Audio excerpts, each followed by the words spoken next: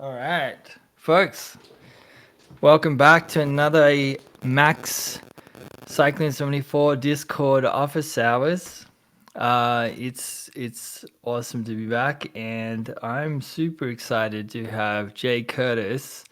Goes by the name of Lysdexic, down in Melbourne, Australia. I'm super excited to have Jay on the stream. Jay's someone I've known. I was trying to place it the other day. I'm not even sure how long I've known you, Jay. I mean, I think we kind of were in and about on the same threads and social media and whatever for a long time, and then eventually became friends. And I was well aware that you were also a fellow Australian, so the second I was down there, I made sure that we connected, and yeah, it's been awesome fun ever since. Yeah, man. Yeah, it's been really great. Yeah, I guess I'll just start off with who I am. My name is Jay Curtis, and I'm a senior audio engineer at Amy.fm. But I'm also a certified Max trainer, and I've worked as a contractor for Cycling 74 during the development of Brainbow, and worked with helping out Tom and the rest of the team there. And I've been using Macs for probably about, I would say, 10 years. Yeah. Nice. So, Jay, I'm curious. I know a little about your background, or a reasonable amount, I guess. I know you were at RMIT there in Melbourne, studying. Like, where did prior to that, like before you even went to university and that, like, what was your first, you know, moment of like being, I'm into electronic music, like. that's a really good question. I guess I heard a tape of Jeff Mills playing at Liquid Room. It's a recording. I think it's from the recordings from 1995, but I would have heard it in the early 2000s. And I remember, yeah, we were all gathered around this like boom boxes and this techno tape that had been dubbed several times. And yeah, I think from that point, I just realized that like electronic music had a lot of depth. And yeah, previous to that, I was into like sort of industrial music and things like that. But yeah, from pretty much from hearing that first tape and started going to warehouse parties, and then drifted more towards electronica and IDM and things like that, and glitch, clicks and cut stuff. Around the mid 2000s. Some people are reporting audio issues in the Oh, chat. bummer. I'm curious if this is us. Is it Discord? Uh, it's gone now. Okay. Oh, thanks for increasing your bandwidth, Discord. Okay, cool. Oh wow, yeah, it totally must be a bandwidth thing. Right. Okay, cool. Um, yeah, I that's apologize on behalf of Australia for terrible internet. I reckon it's probably bringing the world down from this part of the world. Yeah, we're like a black yeah. hole for internet. You might be the most distant guest that we've had on the Discord office hours, Jay. I know since I've done that flight many times, more than I care to remember, because it's so brutal.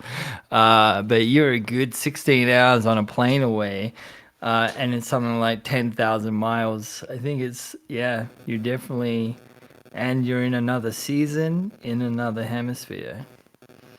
Yeah, right now it's winter. So for folks who don't know this part of the world, yeah, I live in Melbourne, which is like down the bottom of Australia, and then just underneath is Tasmania, where Tom's from.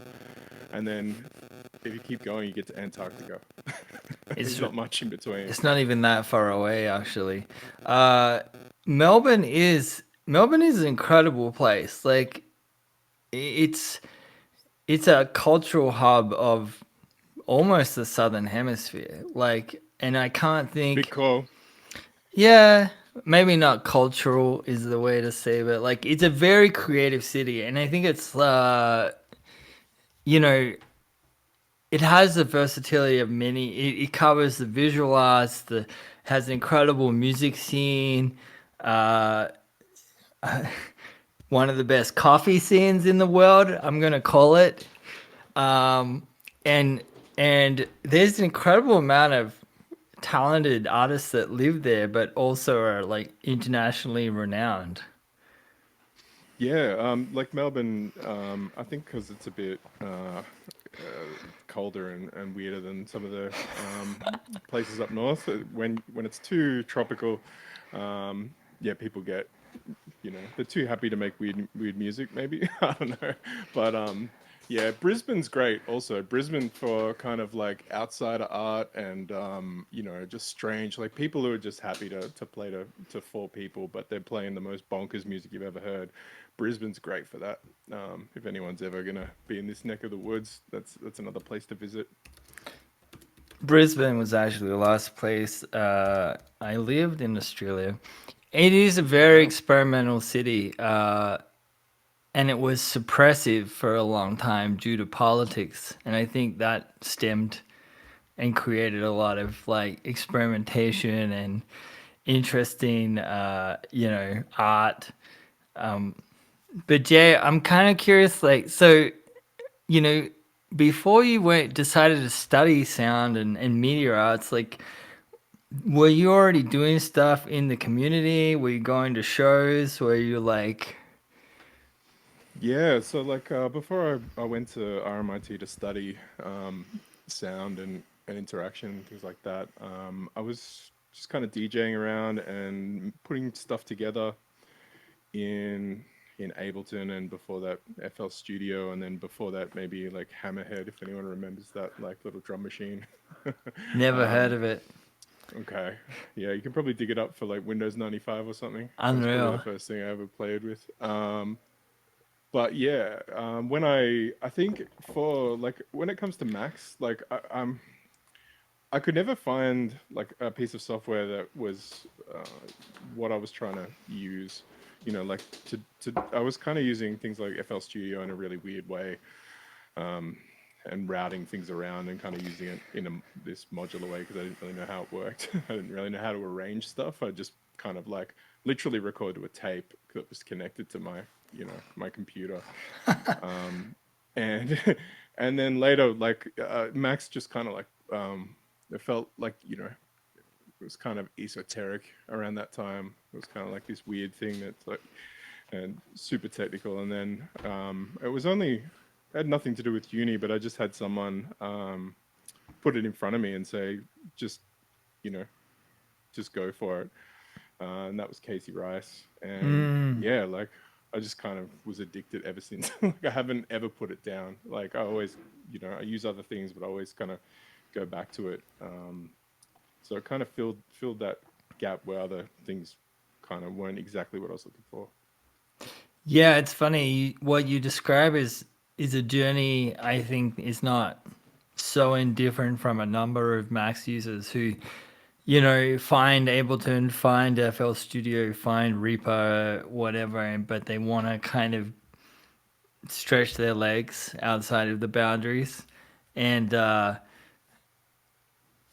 Max just allows that. Like, um, I remember a big thing for me was like wanting to do more like kind of obnoxious feedback. And how many of these DAWs don't really allow you to do it so often. Like you can do it with a bunch of workarounds. You can do it. You can kind of do it more in Ableton now, but you couldn't so much 10, 15 years ago. Like it was hard to blow up the DSP engine, and finding Max for me and being able to like, yeah, like literally bring my computer to its knees. I was like, yeah, okay, now we're talking. Now we're good. Yeah, it'll encourage you to break it. It'll give you all Yeah, the tools to crash your computer. I mean, if you want to make really nice, approachable sounds, of course, you can do that in Max. You can do it in anything. But when you get to the metal zone, pedal equivalent, or like chaining multiple things together. And yeah, I mean, a big one for me was like I literally would create feedback loops by sending an, duplicating or splitting an audio output out of my sound card and having it run back into the sound card that put my poor Motu Ultralight. Um, yeah, it's an interesting thing. So would you say like you got into Max and this was before deciding to go and like study at university, right? This was in my first semester, so I Right. think probably if I hadn't have taken that comp sci elective and done that, I don't know if I probably would have kept doing my my degree. But I just managed to like every kind of like assignment that I was given, I just managed to work math into it, and I think that's what kept me um, going with Mm. Max. Just realizing that you can kind of apply it to a whole bunch of different things. Like you can, especially with changing data, like manipulating data. That's really where, started for me with like MIDI data, then audio data, and then realizing that you can like generate both of those from other data. Uh, and then it sort of just flowed on from there. And I think I hit Max at a really good point because I think Gen had just come out and I didn't touch Gen for a little while, but the next couple of versions, there was things like, Node for Max came out, Mm. uh, and I've been using JavaScript like a little bit in Max. It's interesting. Like I'm a programmer by trade, senior audio engineer, and all of I started writing JavaScript in Max. My first bit of C that I wrote was the Max SDK. Like it's a great little playground to play around in. Yeah, yeah. I mean, this is the other thing where, some people, Max is everything they're gonna ever need, and then for some people, Max is the big stepping stone to other places, other uh, programming languages, working opportunities, and the likes. Um, so, Jay, tell us a little bit about a couple of projects that you did there in Melbourne. I know there was a couple of machine learning ones that you implemented. Um, is there one that stands out? Like this is kind of like prior to where you're at right now. Yeah, I'm thinking the one that you might be thinking of is when you contacted me to kind of help out on this super secret project. I was like, I have no idea what this is, and I got this PDF. I'm like, what is going on? There's like this whole secret thing happening, and then it was kind of put to me like, okay, what can you do with this new thing that I don't even know if it had a name, but I'm pretty sure it was Rainbow back then. And with the first thing I thought of, because I was in the middle of doing my PhD on AI, machine learning, and stuff like that, and so that was all fresh in my head, and so I implemented a neural network in in Gen, and then embedded that in a very early version of Rainbow, and got it to kind of train it on some like toy problems, and um, got fairly far down the road with it. But yeah, there was so much scope to Rainbow that it was like a lot of the work that I was doing was where I was comfortable, which was in Gen. So I started to expand out. But I do have that project. Yeah, maybe later on when we do a show and tell, I'll show it. I haven't opened that patch in a few years, but I think folks will be interested to see Yeah, some of I the stuff. was thinking about it because I do remember trying this out and looking at it and being like, he did what with Jen? And it's pretty incredible. And I bring it up because I think at that moment, Rainbow was a bit of a moving target. It was still in pretty heavy development, and so trying to put a bow on it was tricky. Um, so I do think it's at a point now where it's like maybe I could encourage you share it more broadly. Yeah, I think yeah, I don't know if some folks maybe on this in the chat might have seen some of my YouTube videos. I'm very aware that like I'd love to make some more. I'm just really struggling for time. But one of there's a whole series that I'd like to make on how to do that, or really specifically like trying to get people to, for those who are interested, like a little short series of a couple of videos on using Codebox. Because yeah, I think that's really where things opened out for me. Yeah. There's, Oh, sorry, go you go. ahead, G. Yeah, I think you're at.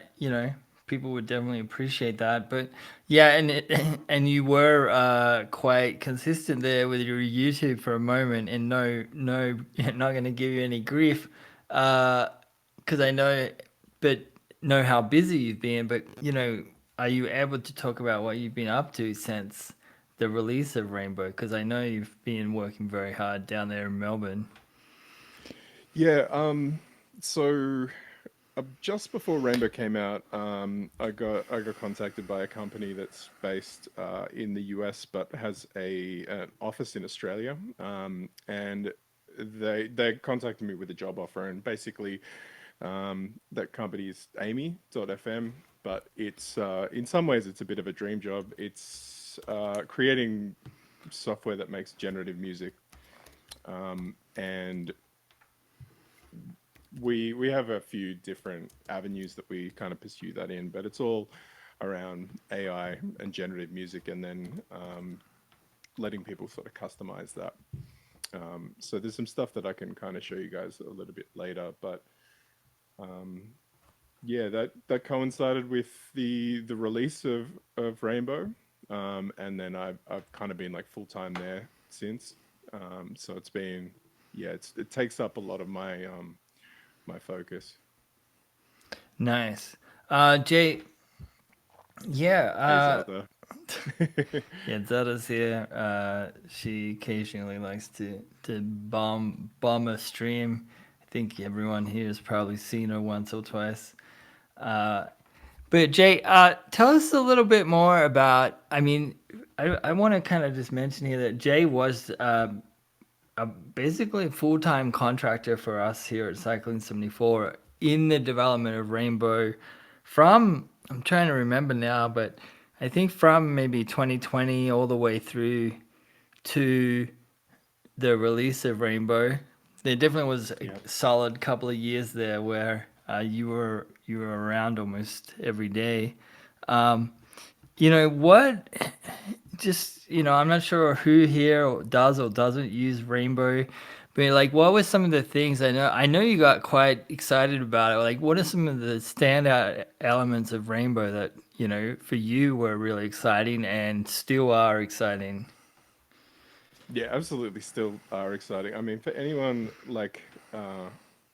who uses Macs and then has wanted to put things on a website or a Raspberry Pi, or like just even make their own Macs external without having to use the SDK or anything like that. And then all do it from the same patch. Just write one patch and then deploy it on all these places. Yeah, it was. I mean, it's still a crazy idea to me, like that it works. Yeah, and just seeing some of the stuff that the community has made, like straight out of the gate, like it was out, in the first week it was out. People are like posting on Twitter, like all the crazy stuff they've done. And I think that's what I love about the Max community, because like you put some toys in front of them, and you'll get, in front of 50 people, you get 50 different projects. It's really, it's good indication of how expressive people can be, because you have no idea what people can do. Yeah, it's kind of wild, and I'm constantly, much like Max, surprised where it turns up, and what it's in. Like, I recently heard that Kraftwerk is now running a decent proportion of their live set off of off of a That's couple of amazing. off of a couple of rainbow Raspberry Pis, Ah, which that's so cool. which which seems very fitting for craft work, I guess. So that was pretty cool. And then the Cherry Audio guys um, are using it, and I want to share this one because this one kind of everyone's probably seen this. What's that? I can't pull it up because I can't remember the name of it. That plugin that has the mass in the middle of it. Uh, It's a white plugin with a mass in the middle, like a moving blob of is I it, want to say phase plant, but it's not. it's Are you not talking about phase plant. um the it's on the tip of my tongue. Someone in the Yeah. chat. The fluid one. Yeah, that's it. Fluid.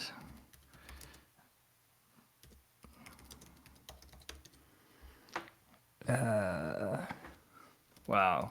It was on you couldn't Nah, none of my keywords bring it up. In the chat, someone posted this beat surfing thing, which looks like it has this nice fluid graphic. Maybe that's it. Let me see here. S posted that. This looks cool. Yes, S. That's it. The random infinite sound generator. Turns out that entire engine is Rainbow. So That's killer. I was kind of like, what? Um, yeah, it's quite interesting. Unlike not so different to Max, where I'm just still sometimes surprised where it pops up. It's beginning to be more and more like that with Rainbow as well. Um, and I guess is that I love that idea of not knowing either. Like, could it just be something else? Possibly. Uh, Yeah, yeah. I completely forgot about the VST export before as well. Like, it's just that's a whole aspect of it that I haven't really even tried recently. Um, yeah, and like audio units and yeah, Right, and even just the leg up from the CPP export. I do know a couple of folks doing DSP development for Garmin, and I've heard that they're using it for different prototyping and the likes. So that's cool. Um, yeah, Jay. So you've got a couple of things to show us. Are you ready to let it rip? yeah, yeah. I figure for folks, I'm just kind of being trying to keep an eye on the chat. Sound like some folks were interested in a few different things. I might just share my screen and I'll just quickly show you what I've been doing at work, and then I'll show you some max patches after that.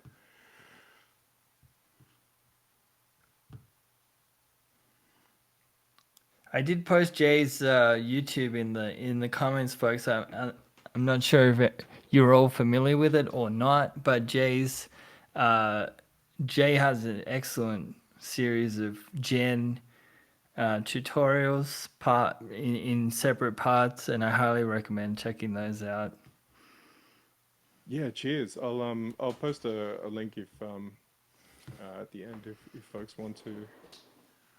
So I'll just this is our website, and what we essentially do is we create generative music as a service. Things as a service is kind of like a bit of a term in the industry, but really where there's a whole bunch of different applications of generative music, and it's kind of a little bit topical right now because I don't know if you guys have heard of platforms like Suno, and some of the other ones that they, or you might have even tried them like Suno and Udio, things like that, and then very very swiftly these companies started getting like legal action from Sony and stuff. And what we're in a good position because we own the copyrights to all the music that we train and we use, and so that just helps. Ethical. Yeah, and that's something we're kind of taking a stand on. We want everything to be, above board, and kind of like there needs to be a little bit of an example of how we can have these things. We can have AI music tools, but we want them to help people be creative. And so yeah, that's just a bit about like where we come from. But there's a few things that you guys can like play with here. Like we have live streams that are just constantly going, and you can check those out. But there's also there's a phone app that you can play with. But we have a thing called Amy Studio, which you can download totally free. I'll show you that in a minute. But before I do that, there's something that you might not find if you click on our website, and this I'll post this link in the chat, or maybe someone else can. I'll post it in a minute, but this is available for you folks to use it all. This is something new that we're playing with, and this is called Video Maker. And what it does is we drop in some video, and it analyzes the content of the video, and then it creates a soundtrack for it that you can manipulate. So I've dropped in this video from Maserati because recently we did a demo for Maserati and they're really into this. This is just one of their ads. And then once you drop it in, you get the summary of what's happening, and then it generates these different sections that relate to the shot boundaries and things like that in the video. And then you've got a prompt here, so you can tailor things. You can say I want it to be, a little bit more like this, but you can also add and remove sections here. So it's suggesting that this kind of slick advertising should be housed at about 133 BPM. So I'll hit produce, and this will generate a few different permutations of some ideas that are based here. So on these, like, what have we got? We've got 7 different sections. So this And then, analyzes the movement in the video, and then it even suggests what it thinks the BPM should be for the soundtrack. yeah, Wow. yeah. So there's a few things that go into figuring out like the tempo, and then the key and the tonal elements, but also like these different sections. And we, on an interface level, we don't want to kind of overwhelm people with heaps of buttons and dials and stuff like that. It's meant to kind of get a get a result and check it out quickly for short form videos. But we're working on longer form videos going into the future. So yeah, it does generate 3 different versions, and then once it's done that, you can audition those and then kind of customize it a bit more. So to generate those 3 different versions of the video, it does take, about a minute and a half, something like that. But you can kind of move these around as well. There's a little bit of stuff for you to play with. I'll just see. Oh, here we go. So we got them now. Let's do a little bit of a sound check, see if you folks can hear this. Can you folks hear that? Yeah. Yeah, cool. So we'll go this one.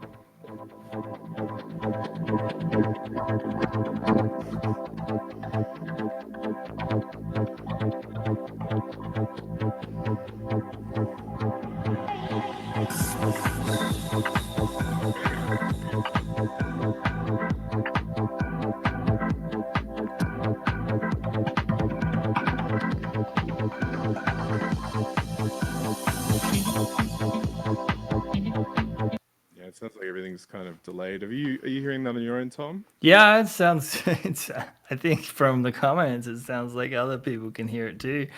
Um yeah, that's impressive.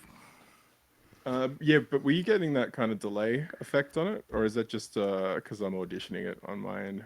I I don't know couldn't if you. really tell if there was a delay. It didn't seem like it. Okay, maybe.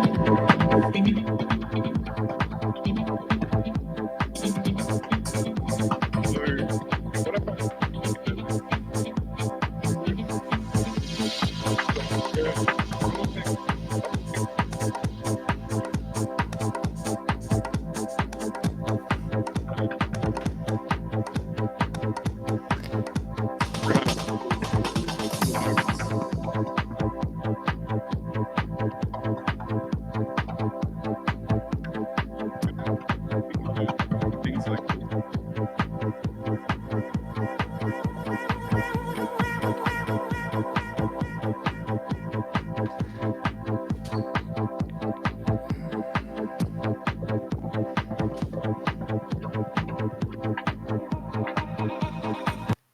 we'll have a look at this last one and we'll see how different this is. These are all different versions.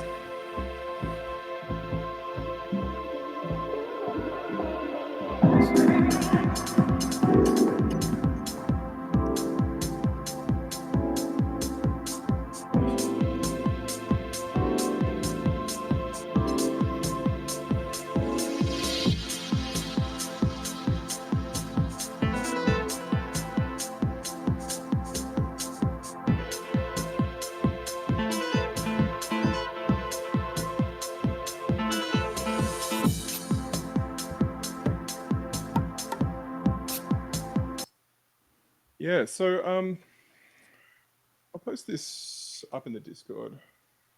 So I can find you guys quickly. Max.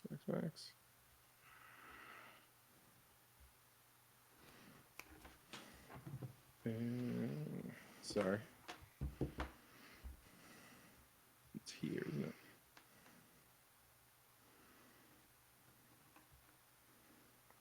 That's it. What is the chat? Top Sorry, right. fumbling. Top, Like, yeah, top right corner there. You should better. drop that in. Yeah, so you guys can play with that, and yeah, I'd be interested if you want to send me some like any feedback. Be really interesting to hear from you folks. So Jay, does that just export a single file, or does it give you stems? At the moment, it gives you the audio baked into the video, Okay. and you can just kind of like download these. But yeah, this is kind of like a product we're in the middle of working on. So yeah, we might think about decomposing it into stems and that sort of thing. But the idea behind yeah the audience for this is kind of like people who have a video and they need some audio chucked into it. Right. Very cool. So yeah, I'll just show you one other thing that we do, and this is something that you guys can download as well. It's called Amy Studio, and then if you download it, it's for different platforms. But I've got a copy of it running here,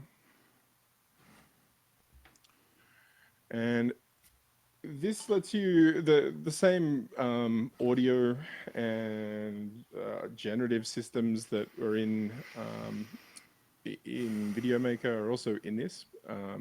So you can, but it gives you a bit more opportunities to play with it. So we'll just pick, maybe we'll pick electronica, and then you can give it a prompt about like what kind of context it's for. So I'll just say like, maybe I'll say chilling.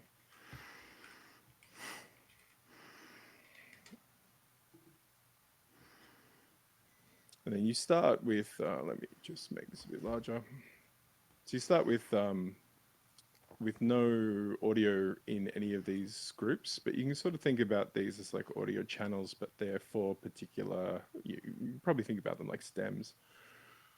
So we can add some stuff and it opens up in this kind of map of sounds, and these are grouped in terms of different characteristics, like maybe it's the timbre or the harmonic content. So you can just select this down here and then grab a chunk and then add them. And so it's just put 25 beats in what we call an experience, and then I'll just grab some bass just at random, so on and so forth. What I'll do is I'll just go back to some that I created just before. So here's an ambient experience where I've, yeah, still just randomly just put stuff in here, but when you hit play, it'll be different permutations of it every time within some of these.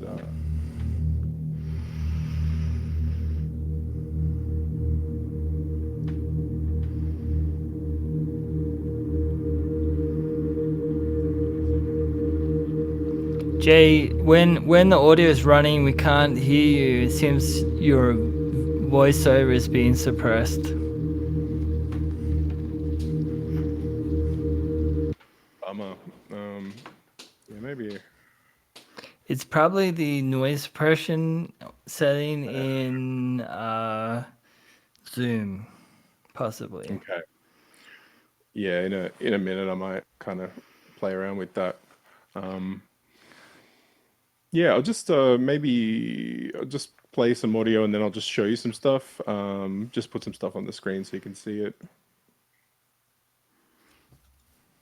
But you can control some of the effects and some of the.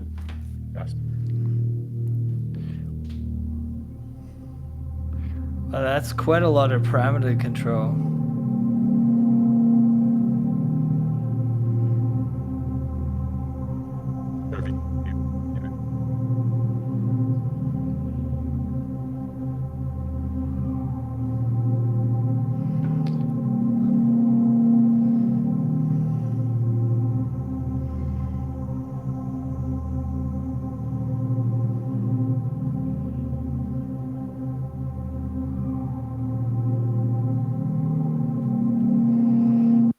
Yeah, so I won't this isn't really a walkthrough or anything. It's just more of a little kind of show and tell. And for anyone interested, like this is something you can grab and play with right now for free from Amy.fm.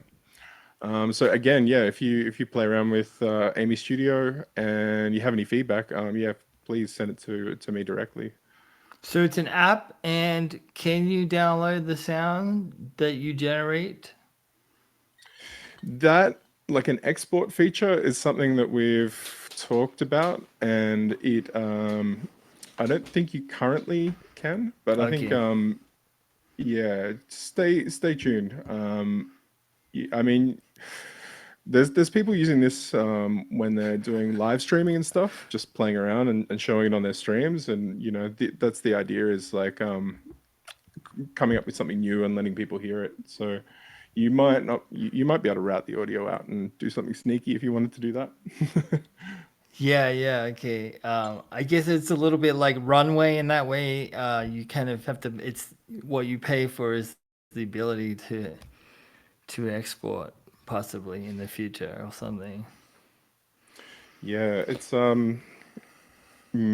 just a tricky space with things like copyright and stuff like that. Like, yeah, it's not necessarily an easy thing to work with. Part of our platform is that, these are all sort of copyright free, but in terms of, yeah, other things, I'm not sure that I can speak too much about that. Yeah, so yeah, just a very quick kind of, just a little tour of Amy Studio.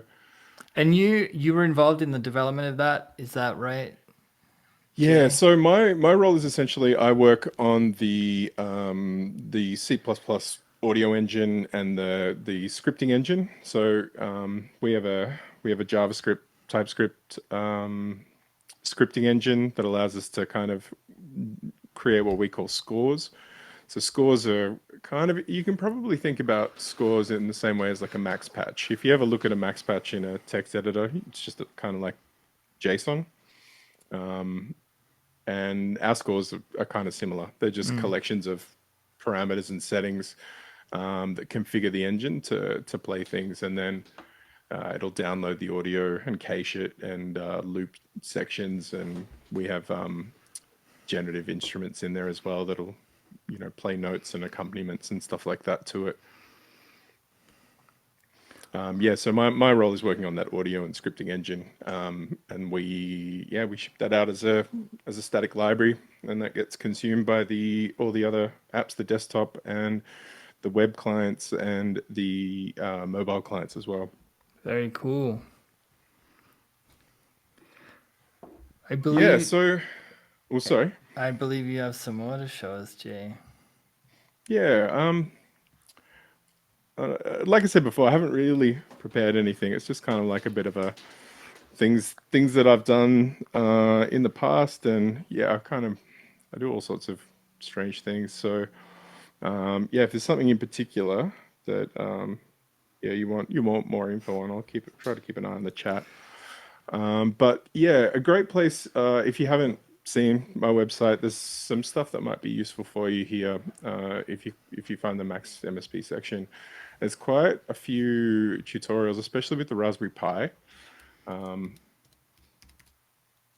so this most recent entry is Tom and I did a workshop at a place called Mess, which is the Melbourne Electronic Sound Studio.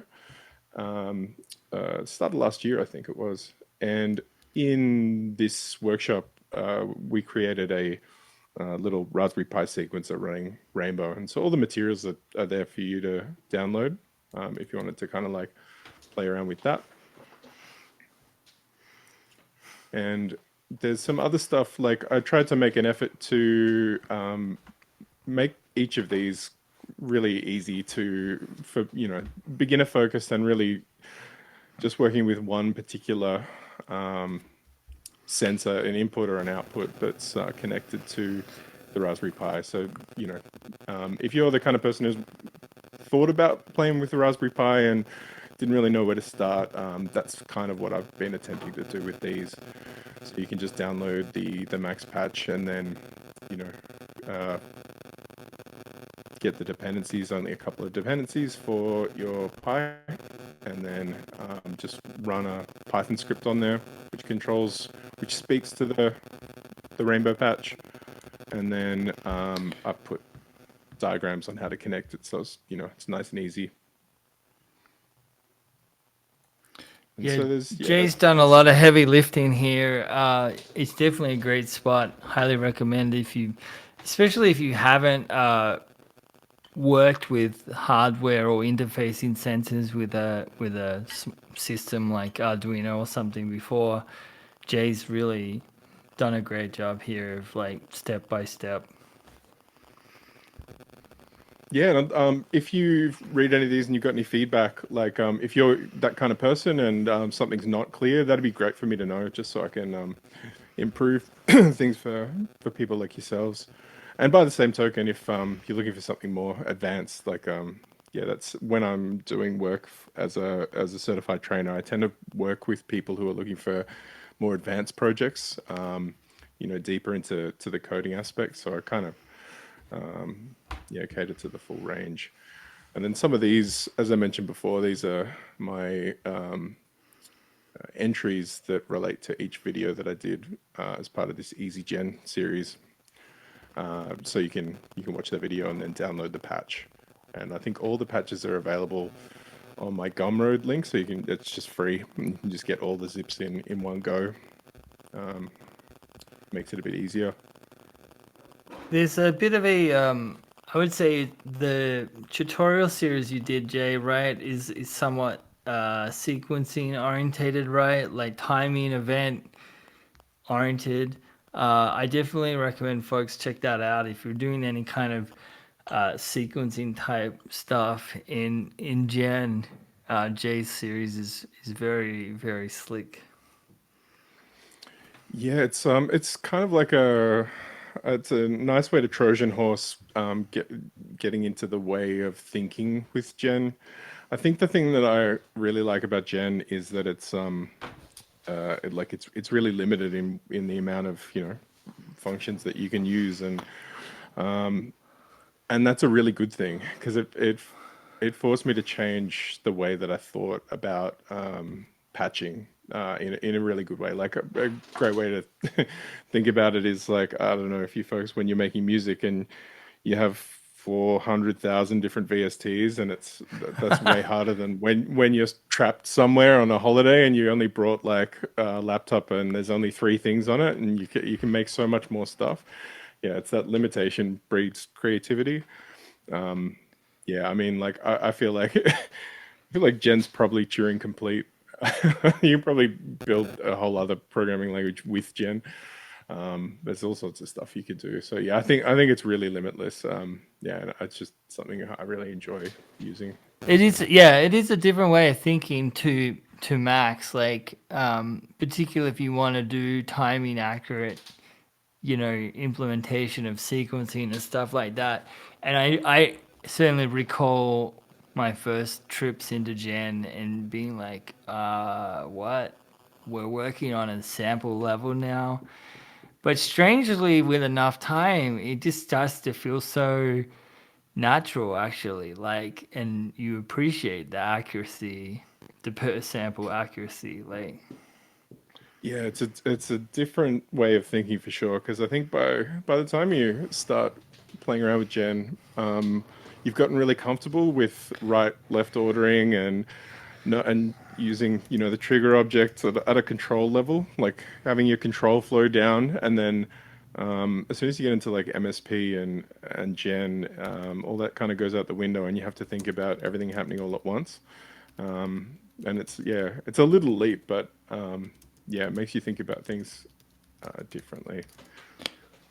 you mentioned that, Gen came out and you didn't really go, you know, touch it for a few years. Like, was it a particular? I'm always curious, right? Because it's like, I think a lot of people get into Max, they use Max, and at some point, someone has been mentioning Gen around them enough for them to like make the leap and give it a try, or they strike an issue, or they want to do, crazy filters or something. But like, do you remember? Was there a particular thing that led you into Gen, or was it just curiosity? Like, It was Codebox, and it was I think Jit.gen was where I started, and then I yeah went back to just regular Gen, but yeah, like especially with the like if I got Max up, just being able to like generate a patch and then like let's like this is one of the great things about Gen. In where's this stuff live? Examples, Gen, like all this stuff. Like they just it's such a great reference for all the different stuff you can do. But what a great example of something like really simple and utilitarian. But being able to like look at this patcher, but then hit this C over here and see what it turns into, like the code that's generated in real time. Like you can make an edit to this and watch it change, and then you can put that in a code box. And so it's like this learning environment where is the feedback loop of you make a change, you're exploring a patch, and then you can kind of like keep an eye on what's happening over here.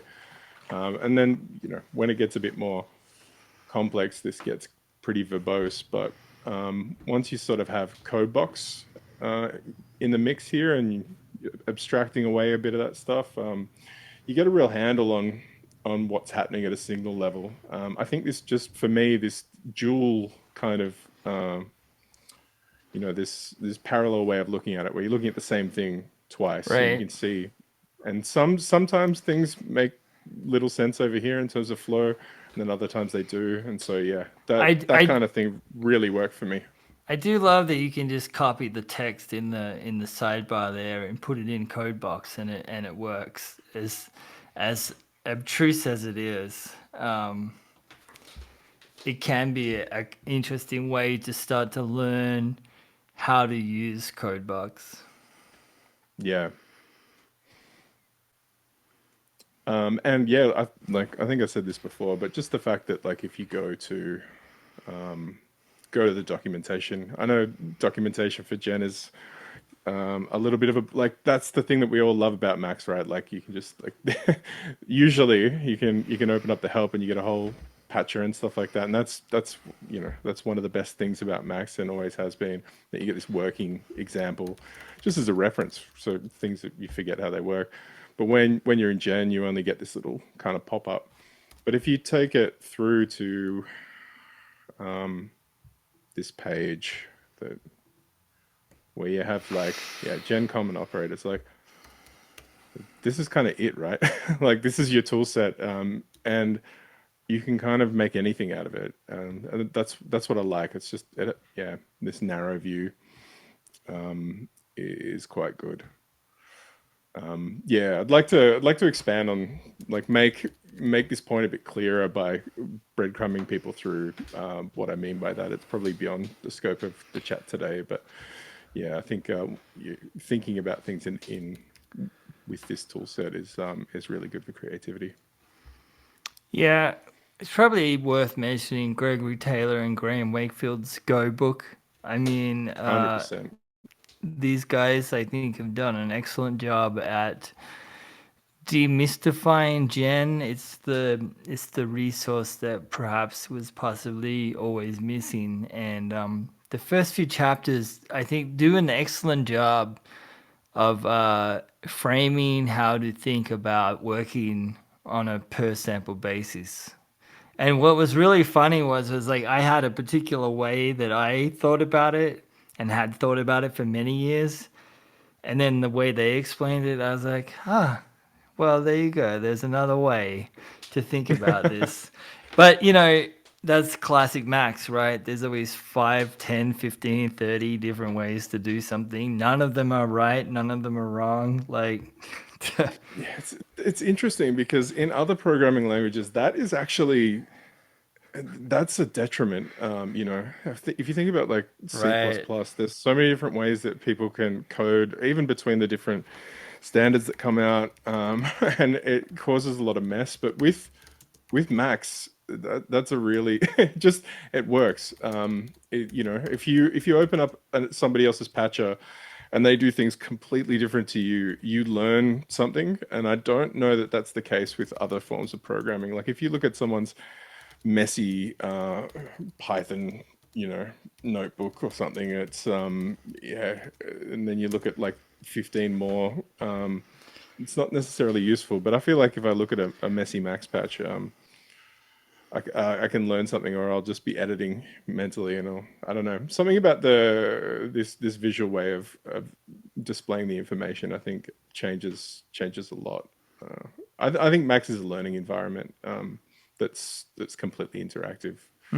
Uh, yeah, Yeah, I think it's the immediacy, right? Like, unlike an IDE or something, there's no having to trigger builds and wait an hour and this kind of stuff. that was the other thing about Rainbow. How some of those target dates were further away from what I thought they would be. Um, I'll Yeah, show I mean it you. is wild how, I mean, given the complexity of some patching, how fast it is. Yeah. So yeah, fair warning. This I fired this up just before the call. It's like early in the morning here, but I hadn't opened this in quite a while, so I don't believe it works. But this is the project I was talking before with Tom about when I first came on board to help out with Rainbow, and this is the thing that I was calling Brainbow, and this is Brainbow here, and so yeah, you can train Brainbow and you can get it. You run inference on Brainbow, and Brainbow's not very clever. It's the kind of problems that I was throwing at Brainbow were very very simple, but they're standard kind of problems that you test like very simple neural networks on. This is a problem called XOR. It's a common toy problem.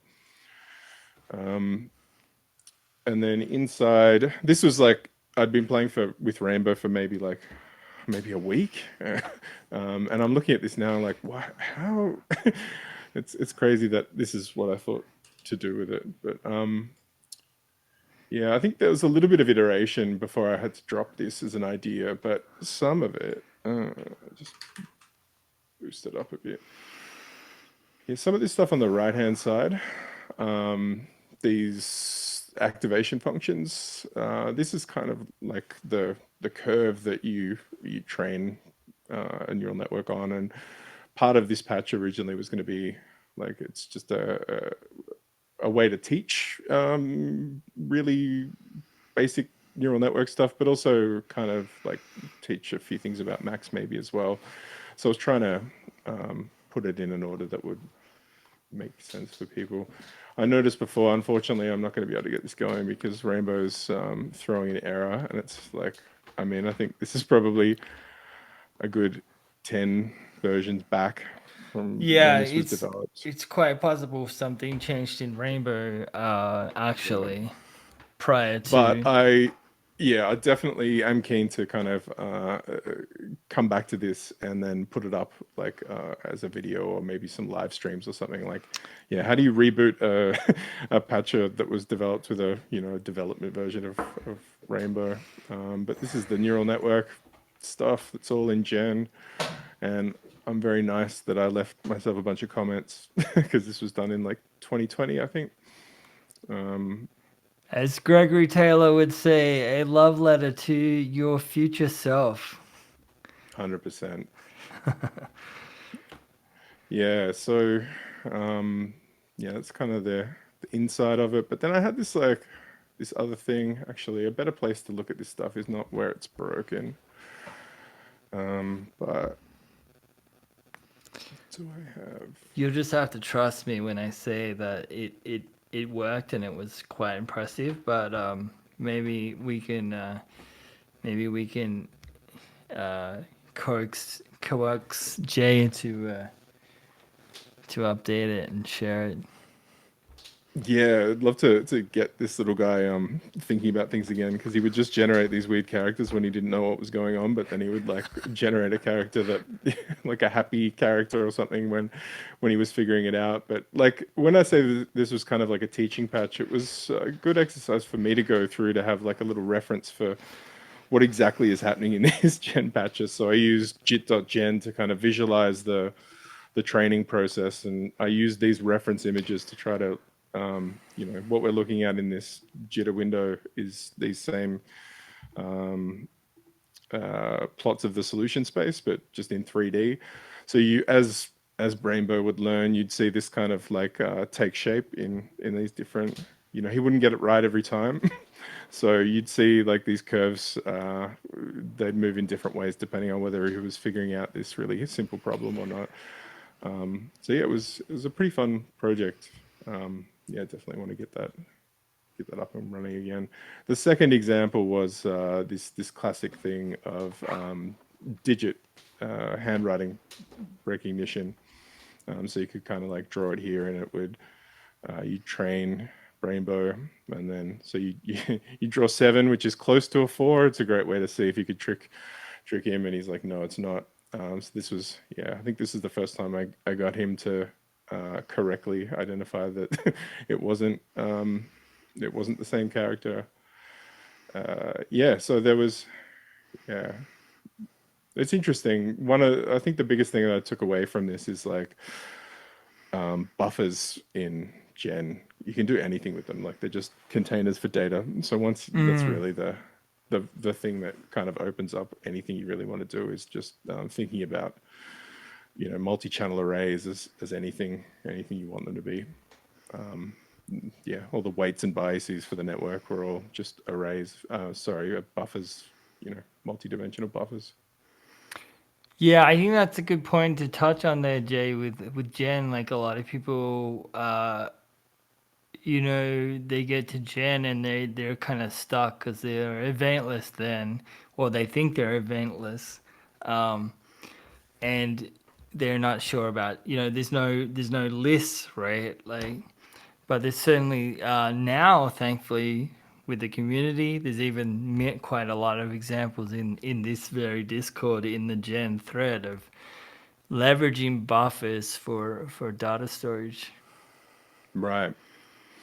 Yeah, it's Yeah, thinking about that, I think that's like when you said before about that, sequencer focused, and the start of the Go book tends to be about sequences because it's like, how do you, when you first look at it, it doesn't seem like the idea of time is a bit slippery, but Mm, then if you kind of apply it, like, it doesn't really make sense to do some of the sequences that I did in those videos in Gen. Like, there's no real advantage to doing them at the sample level, but it's a good way to kind of think about how time works at that level, and how, even though you're processing a sample at a time, and it's a high frequency, you can still think about things in the larger context.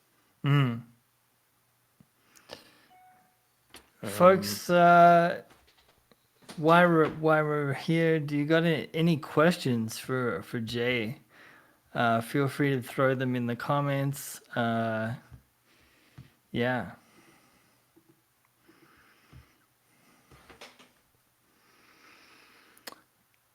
Jay, are you leveraging at work? Are you leveraging Max much? I know you've used it a little bit in the past. Right now, does it pop up still in the workplace? Like, Yeah, that's something I was going to mention actually.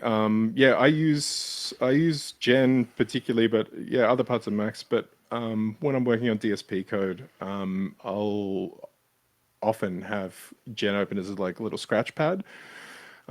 What's really good about it is that if you're doing DSP code, then a lot of the time you need everything else. But what Gen's really good for is if you just want to focus on DSP algorithms, like you can just open up a code box, connect an easy DAC to it, and you're away. I feel like that was maybe what its intention was for, is just like to rapidly prototype specifically DSP code. And yeah, for that purpose, like I use it. Yeah, I use it almost every day for that. Just, yeah, sketching something out, and then I'll port it into C++. that is Yeah, very like, cool. That is very cool. Yeah.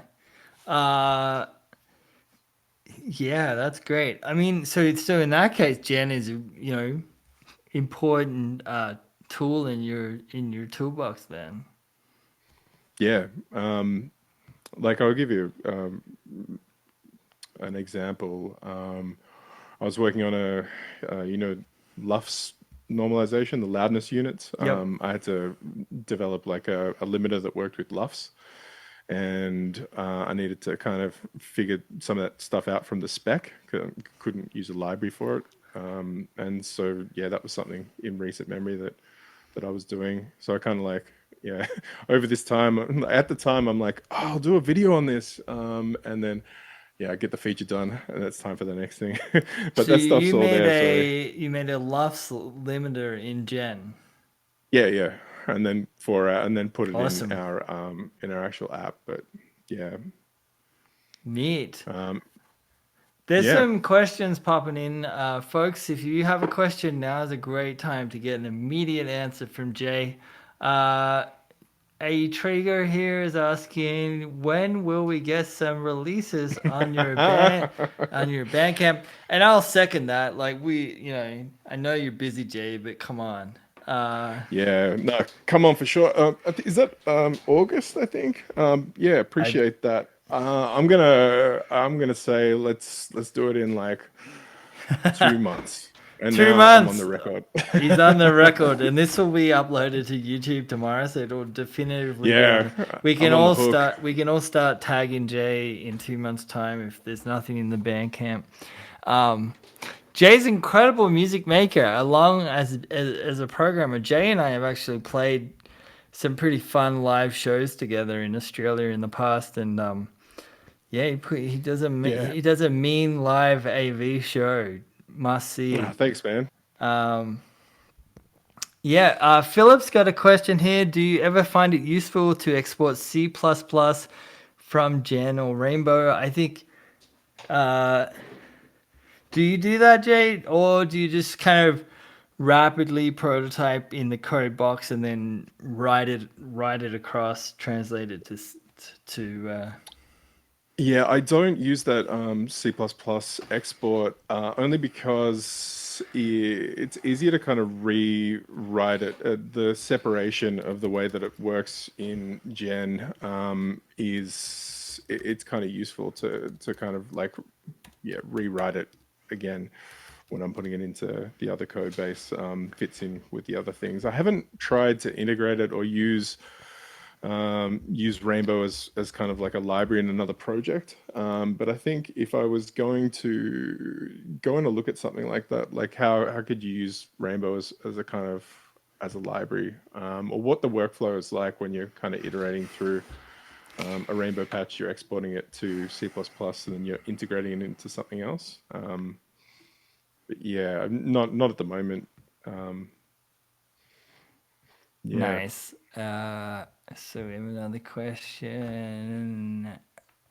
Are the ML based real time effects possible in Gen? Something like profiling hardware and bringing models to Gen. Profiling I mean, yeah, I'm not entirely sure what you would do with profiling. Um, but bringing models in, yeah, it depends what kind of stuff you want to do. Like, if you look at what Meta, Facebook put out yesterday, I think you need 250 gigs of VRAM to run their latest model. So, I mean, that's not, there's no computer that any of us have that will be able to run that. But yeah, like part of this project, I was toying with the idea of like what you could export audio data as all the weights and biases for the network. And so, yeah, I was looking at a way to, yeah, you could just share audio files, which and then load them into buffers, and then you've got the neural network trained. So, I mean, there's different ways of doing it. There's Mm. nothing really stopping you. It's just all data. It just needs to be encoded somewhere and then de-encoded. Yeah, I feel like I'm not sure exactly, but the beat surfing plugin is maybe I hear that some of it leverages some ML, but it's all rainbow based. So I wonder how much of it is weights exported and leveraged. Yeah, it's like there's so many different ways or so many different network architectures that you could use. So yeah, I mean, I know some people have piped in like, Python uh, into Max. It's not something that I've really done a lot of, but I know a lot of the tooling for ML stuff is all in Python. So yeah, I mean, there's other yeah, it's all yeah, anything you can think of. There's some ML library, but yeah, piping in something else so you don't have to build everything from scratch would probably be the best way to do it if you wanted to get something up and running quickly. Nice, folks. Probably got Jay for a bit longer here, but drop your questions. Jay, I'm curious. Are you reading books right now? Is there any favorite books on your list right now that folks might be interested? Doesn't have to be audio related. Maybe it's fiction. Maybe it's I wish I read fiction. Yeah, I haven't read fiction in a while, but there's stuff on my list. I mean, I got like a big stack of books that I haven't gotten to. Yeah, most of the books that I read are reference like DSP, DAFX books.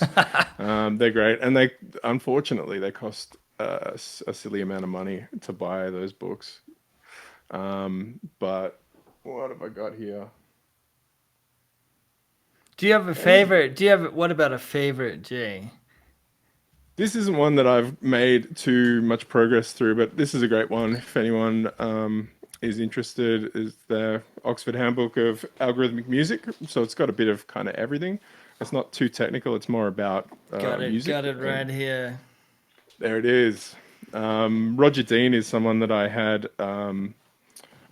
dinner with once when I was hoping to kind of when I was like shopping around the idea of my PhD, and I was gonna maybe go work with him, but he was working on something still related to AI and music, but somewhere completely different. but yeah, lots of great stuff in there. That is a really Um, inspiring book, actually. Like, yeah, super inspiring. It's got some. It's actually got Mark Fell yeah, in whole essay from Mark in there. Yeah, it's an incredibly inspiring book. I sometimes just pick it up and read a few pages because generally find something that gets me excited and wants to dive back into programming. You can find it used. It's not too pricey. I think it's $50, $60 new American. But I think you can find it used generally here and there for half that. I've seen. It might be a little beat up, but whatever. yeah.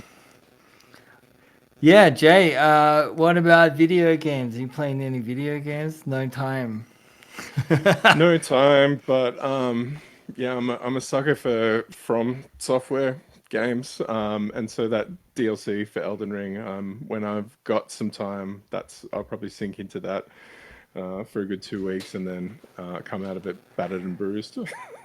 But yeah, there's this. I really wasn't a gamer for a very long time, and then found their games like maybe a couple of years ago, maybe around like 2020 when everyone was locked inside, and yeah, that's pretty much the only games I play is stuff by them. I don't know. There's something about the way that they design uh, their games, not the punishing difficulty, but the more the design aspects that I find really interesting. Nice. Chris Speed just dropped a cool recommendation in the comments, folks. The live coding a user manual from MIT Press looks interesting. I got to check that out. There's a lot of familiar names there. Some of them in our community as well. I see Tim Hoogland in there. Who else? Legendary. I mean, and just slightly adjacent. I mean, Rennick Bell, super nice guy. Uh, who else is familiar to me? There's a few other names that are familiar. I don't personally know them. Um, Jay, you really cracked me up with your website. I hadn't looked at it for a minute, but I did see, and maybe some other folks, I saw my own name on there. This, and it cracked me up. Yeah, it's just a splash for The my infamous poster. So, yeah. folks want to I forgot hear about that too. folks want to hear a funny story about Jay and I. This poster was from a show in Melbourne in March 2019, prior to the pandemic,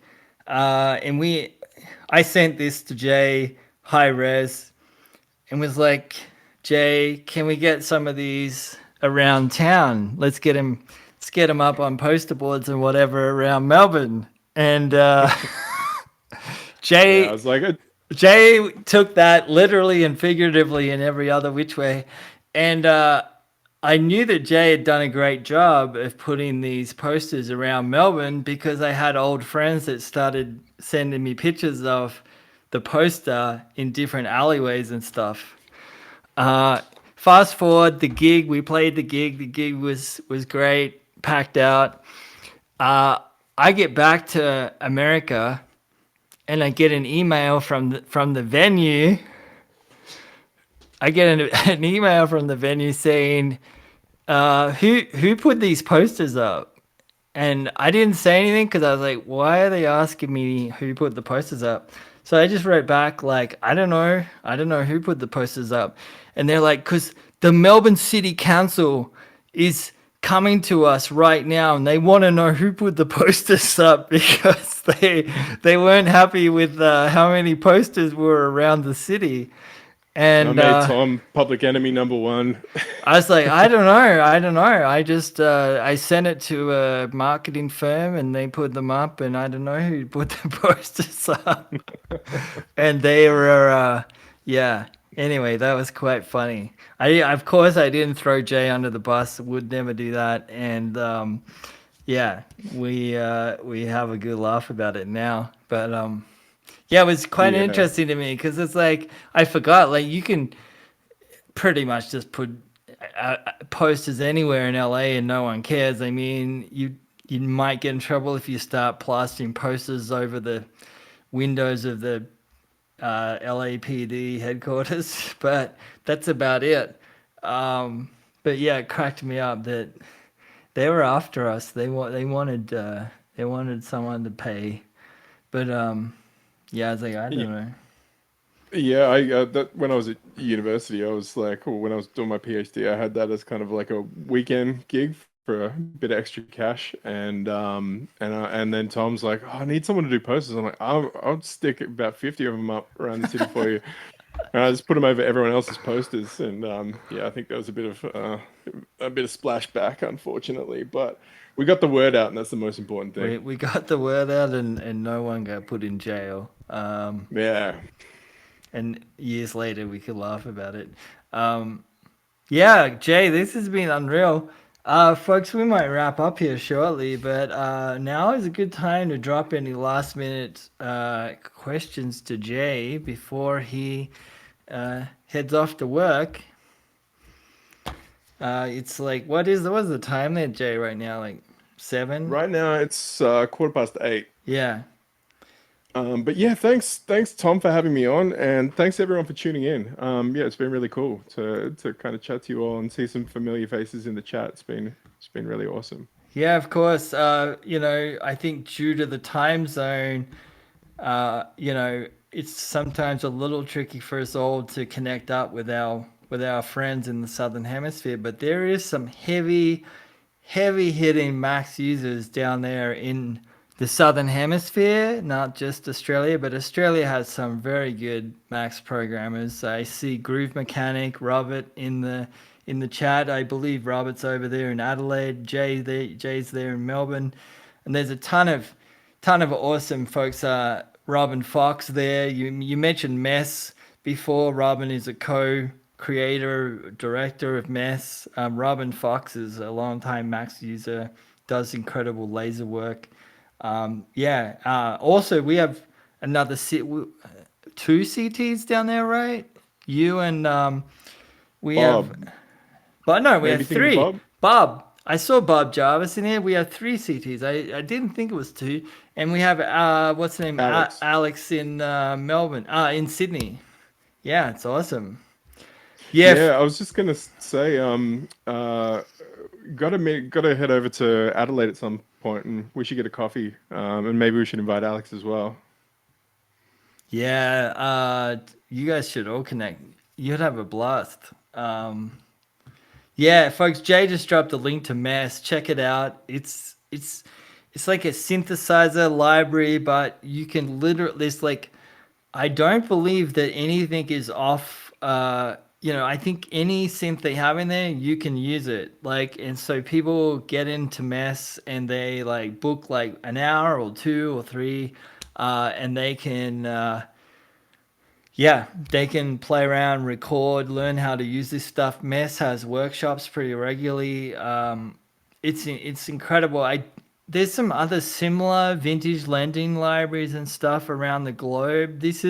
I think this is probably one of the oh it's one of the most elaborate and but it's the mere fact that you can these some of them super rare one of one vintage synths that you can jam on is Yeah, it's not a museum where you can no. only look at it. And it's the opposite too. It's not like this. You would think maybe you would think that it'd be a bit of like an exclusive kind of feel to it, where it's like we've got all the rare cool toys, but they put a lot of effort into kind of doing artist development, and especially from bringing people from overseas who are independent and getting them to kind of like do little workshops and network, and then also people locally just get kind of like training them up, and it's a nice little community.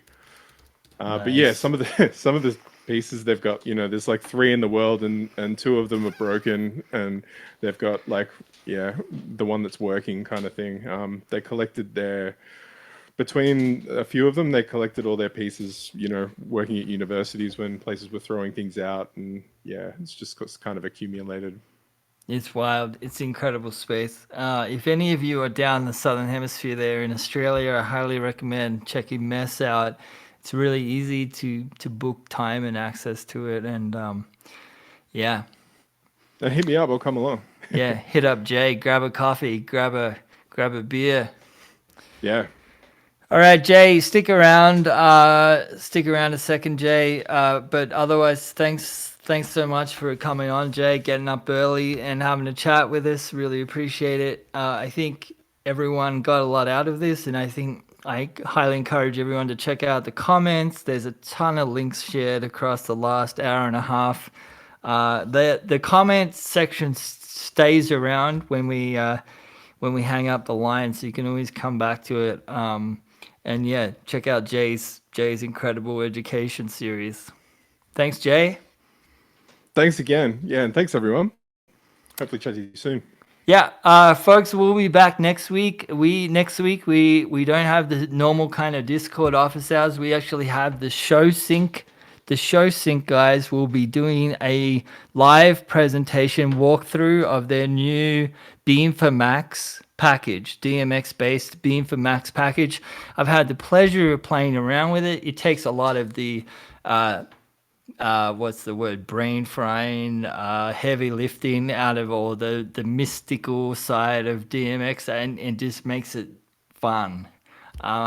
I highly recommend dropping in for that. I'm sure they're going to be sharing some pretty great insights. Yeah, see you then.